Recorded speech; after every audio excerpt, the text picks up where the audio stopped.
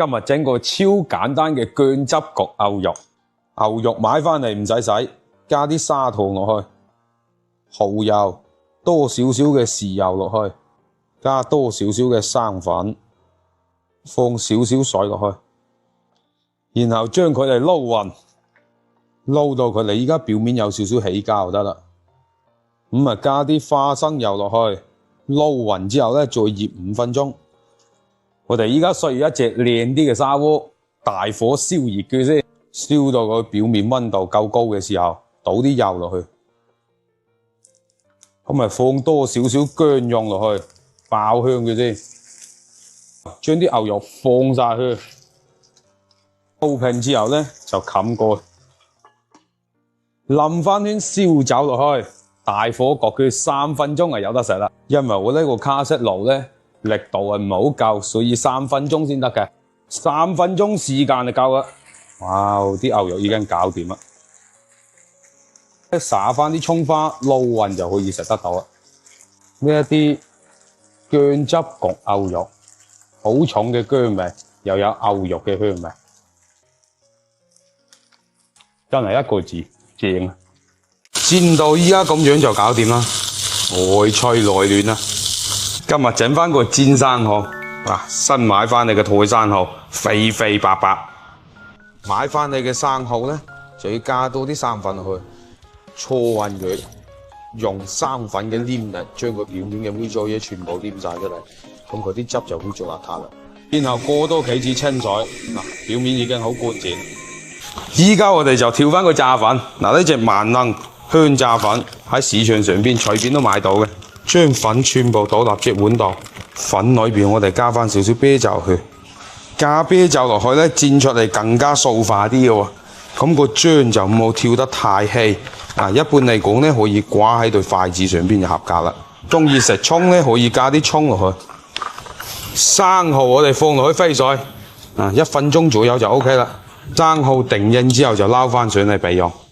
撈上嚟嘅生蠔咧，一定要吸乾表面嘅水分。熱鑊放油，跟住將頭先整好嘅生蠔咧，就染滿啲醬，放落油鑊度煎佢。唔使太大火㗎，細火就得啦。如此類推咁放落去。煎嘅時候咧，一定要間開啲生蠔，如果唔係佢會黐埋一齊嘅。一面煎到咁旺咧，就反翻過另一面。依家就好靚啦，外邊都係脆嘅。煎嘅時間唔使太耐啊，煎到個兩面金黃就食得㗎啦。咁就可以一隻一隻咁上盤啦。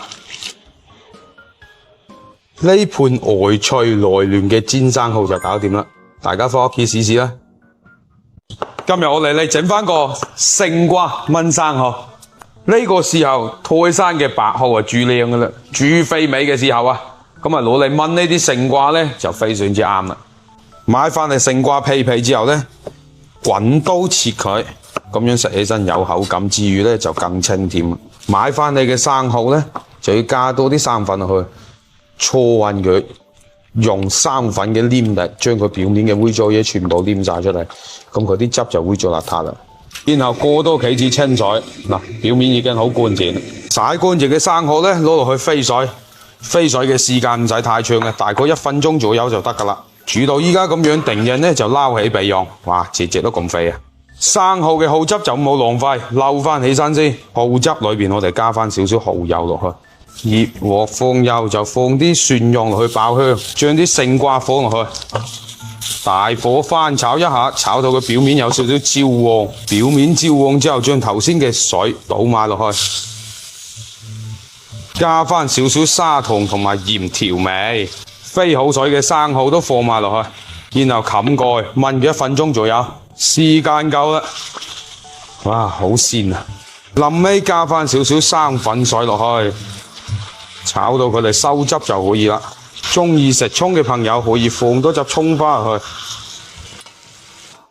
咁就可以出餸啦。一份簡單得嚟又鮮甜美美嘅生蠔炆勝瓜，咁就搞掂啦。平時淨識白水煮生蠔同埋蒸生蠔嘅朋友可以試試呢一款勝瓜炆生蠔啊！今日整翻個胡椒浸生蠔，今日用嘅就係呢一隻台山嘅白蠔，夠脆夠甜夠肥美。呢個生蠔做起身就好簡單嘅啫。今日準備嘅材料就呢啲，水滾先放生蠔落去，簡單浸佢幾秒鐘時間嚟撈翻出嚟。呢個步驟咧係將佢表面嗰啲污漬啊、泥質啊曬晒出嚟先。咁啊將浸過生蠔嘅水咧倒出嚟，撈翻底部少少水，因為呢啲全部都係嗰啲泥質嚟噶。熱鑊放油。薑絲、胡椒粒同埋白葱段放埋去爆香下，爆香之後咧，將呢啲青椒放埋落去，將頭先嘅生蠔水倒埋落去，水滾之後咧，放2匙羹鹽落去，調味先，然後跳到最細火，將頭先嘅生蠔放埋落去，浸佢2分鐘，記住緊啦，全程唔可以冚蓋，最後灑上蔥花。用呢個方式嚟食生蠔啊，好過清水浸生蠔啊。好彩啊！呢啲生蠔啊，營養高啊，又冇渣，正啊！哇，捨得開工啊，老細！哇，你先係老細！哇，你先係！咁今日煮咩俾我食啊？今日啊，用3樣嘢等你回憶翻我小時候秋天嘅味道：鯪魚、豆腐、炆臘味。哇，個乸正會呢個！哇，今日係論盡啦！我話要地主蟹，點知佢係將我條魚開個肚，正常係咁樣噶嘛，唔開肚噶嘛。豈有此理！細細好出手，老細。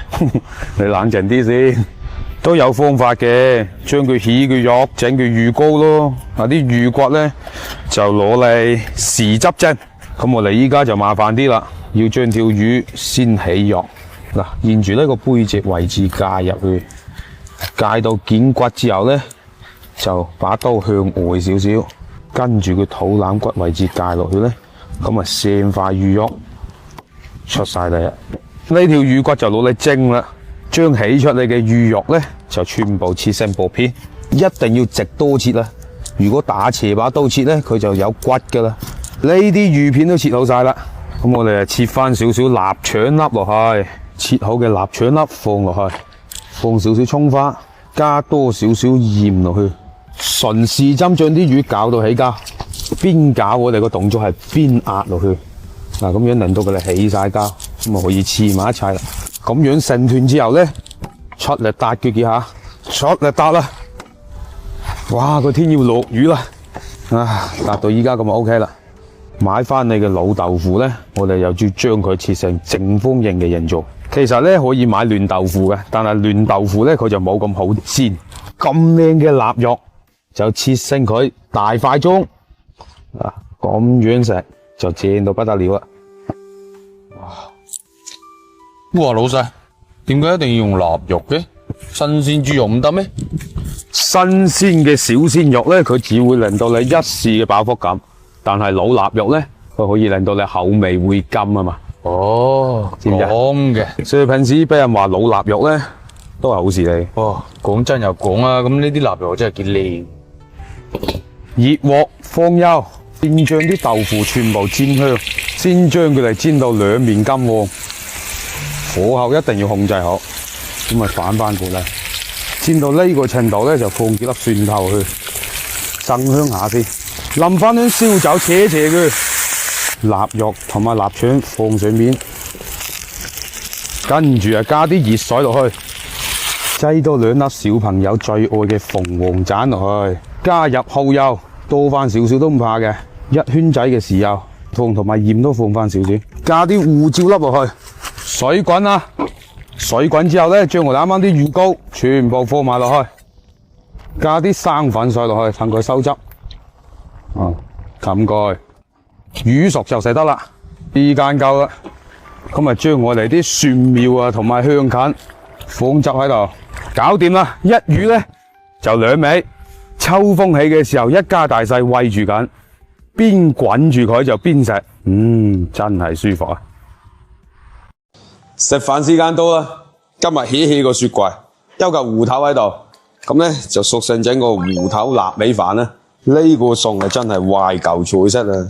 又簡單又方便又好食，芋頭切條，再切成粒。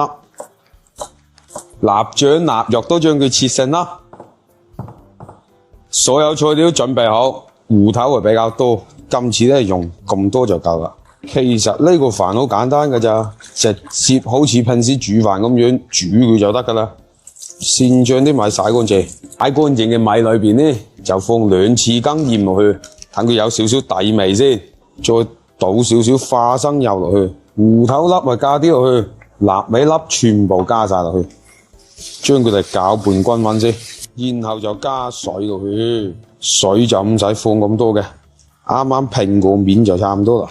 將佢入電飯煲度，撳個煮飯開關，咁咪有得食啦。時間夠啦，跟住撒啲葱花喺面，再加少少芫茜，將炒香嘅芝麻都放啲落去，適當淋少少豉油喺裏邊，搞掂㗎啦！呢個臘味芋頭飯，食之前咧將佢哋全部咁樣攪拌埋一齊，真係好正㗎！依家咁樣睇，啲飯已經非常之吸引啦。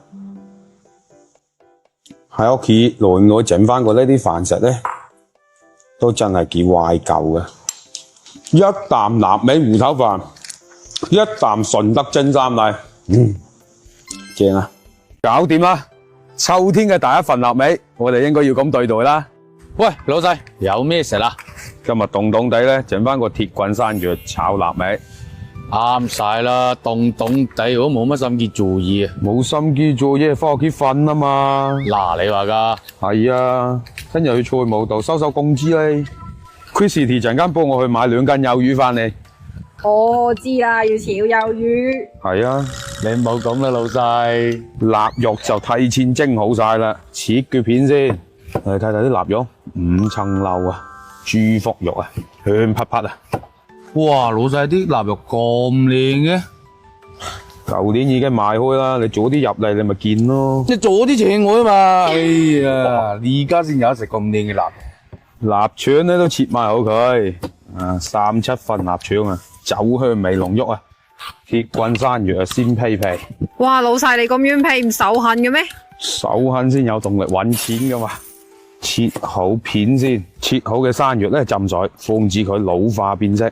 準備熱水，趁水滾嘅過程中咧，準備啲生粉水，然之後咧倒翻少少南乳汁落去，咁樣炒出嚟咧就好食好多啦。水滾放油，再將啲荷蘭豆、紅蘿蔔同埋木耳飛下水先，一轉身就可以撈翻上嚟啦。再放埋啲鐵棍山藥片落去，鐵棍山藥片要煮1分鐘左右噶。時間夠啊，將佢撈起晒先。鑊裏邊淋少少油，先將臘味炒香。臘味炒香，攞上嚟備用。啊，睇睇幾靚。蒜片落鑊，所有嘅山藥啦，同埋蔬菜類嘅嘢放落去炒熟佢。五彩斑斕啊！放少少砂糖、蠔油，大火之後翻炒幾下，淋翻少少燒酒落去，放臘味。頭先嘅南乳生粉水放啲落去，跟住翻炒均勻就可以啦。搞掂晒臘腸、臘肉配鐵棍山藥，原來係咁好食嘅。今日整咩啊？我聽你講話口乾口苦，夜晚又瞓唔好，我話煲翻個湯俾你飲飲啊！我同你講，秋天飲完我呢個湯之後咧，我包保你成個人都水嫩水嫩嘅。即係冇 juicy 啊！冇錯，juicy。呢個湯嘅材料就已經準備好啦，有豬骨、百合、海底椰、麥冬、蓮子、無花果同埋2個蘋果。